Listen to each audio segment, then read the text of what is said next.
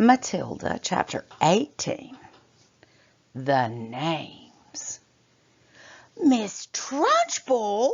Matilda cried, jumping about a foot in the air. "You mean she is your aunt? She brought you up?" "Yes," Miss Honey said. "No wonder you were terrified," Matilda cried. "The other day we saw her grab a girl by the pigtails and throw her over the playground fence." "You haven't seen anything," Miss Honey said.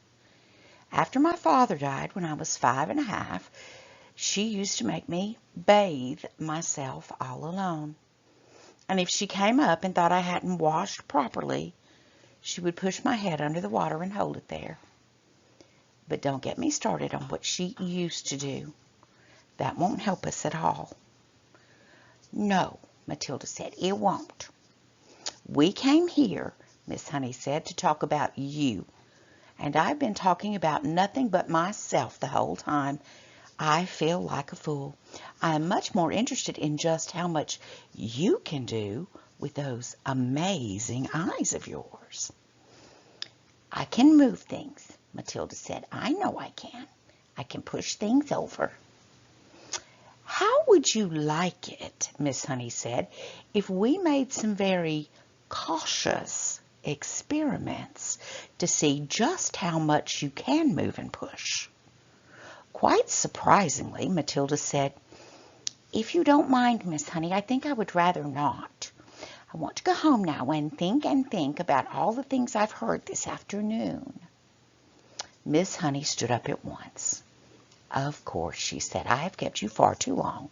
Your mother will be starting to worry." "She never does that," Matilda said, smiling. "But I would like to go home now, please, if you don't mind." "Come along, then," Miss Honey said. "I'm sorry I gave you such a rotten tea." "You didn't at all," Matilda said. "I loved it." The two of them walked all the way to Matilda's house in complete silence. Miss Honey sensed that Matilda wanted it that way.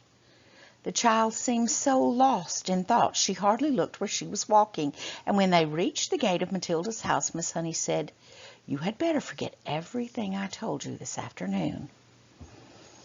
"I won't promise to do that," Matilda said, "but I will promise not to talk about it to anyone any more, not even to you." "I think that would be wise," Miss Honey said. "I won't promise to stop thinking about it, though, Miss Honey," Matilda said. "I've been thinking about it all the way back from your cottage, and I believe I've got just a tiny little bit of an idea." "You mustn't," Miss Honey said. "Please forget it. I would like to ask you 3 last things before I stop talking about it," Matilda said. "Please, will you answer them, Miss Honey?" Miss Honey smiled. It was extraordinary, she told herself, how this little snippet of a girl seemed suddenly to be taking charge of her problems, and with such authority, too.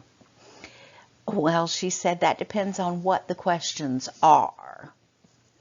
"The first thing is this," Matilda said. "What did Miss Trunchbull call your father when they were around the house at home?"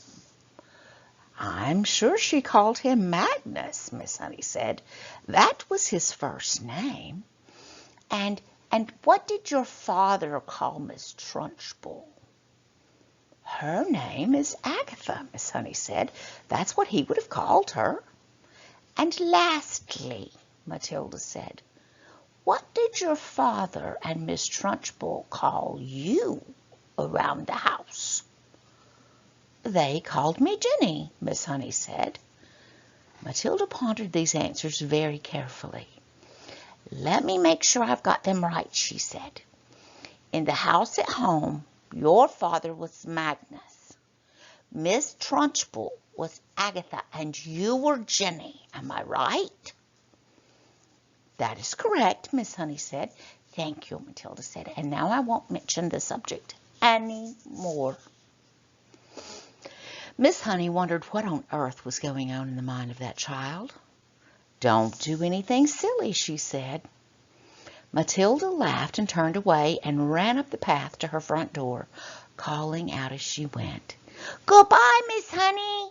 Thank you so much for the tea."